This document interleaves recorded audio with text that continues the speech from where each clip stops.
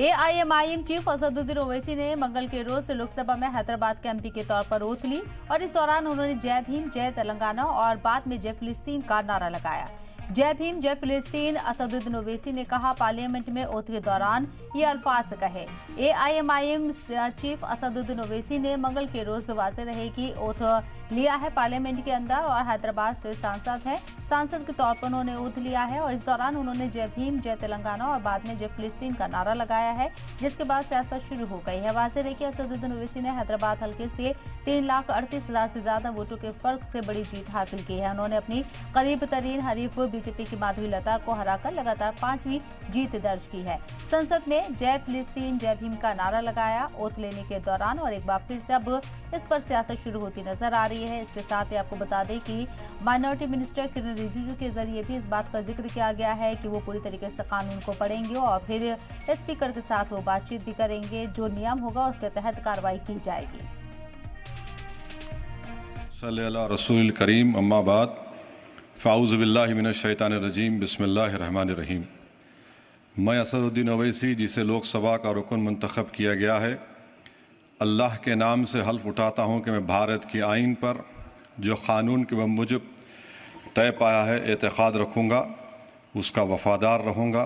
मैं भारत के इक़्तिदार आला और सालिमियत को बरकरार रखूँगा और जिस ओहदे को मैं संभालने वाला हूँ इसके फ़राइज़ और वफ़ादारी से अंजाम दूँगा। जय मीम जय तेलंगाना जय फ़लस्तीन तकबीर अल्लाहु अकबर। उधर स्पीकर चुनाव से खबर है कि कल सुबह 11 बजे स्पीकर चुनाव के लिए वोटिंग होगी। लोकसभा में कल स्पीकर चुनाव के लिए वोटिंग होनी है। आपको बता दें कि 72 साल बाद मुल्क में स्पीकर का चुनाव होने जा रहा है। हालांकि यहां क्योंकि अपोजिशन और सत्ता पक्ष के बीच बातचीत नहीं बनी है, NDA से ओम बिरला, इंडिया से के सुरेश उम्मीदवार बनाए गए हैं।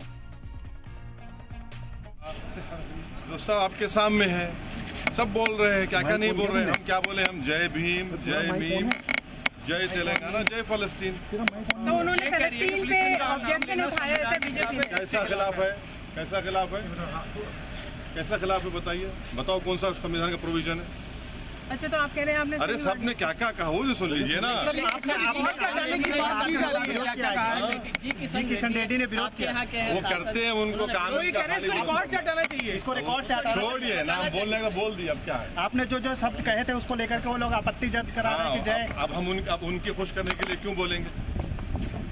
आपने सुना नहीं अभी क्या क्या? लेकिन आपका ये बोलने के पीछे का उद्देश्य क्या था? उद्देश्य क्या है? मजलूम अवाम है। महात्मा गांधी ने फलस्तीन के बारे में क्या कहा था वो पढ़ लीजिए। सर, आप एक जो शपथ लेते हैं समय जो बोले थे, एक बार उसको रिपीट कर दीजिए। वो रिपीट आपको मिल जाएगा यूट्यूब पे, संसद यूट्यूब चैनल जाएगा, मिल जाएगा आपको। आपने कहा था जय भीम जय फिलिस्तीन। वो बोल दिए, मिल जाएगा ना, उसमें ले लीजिए। अब क्या? चलो बस।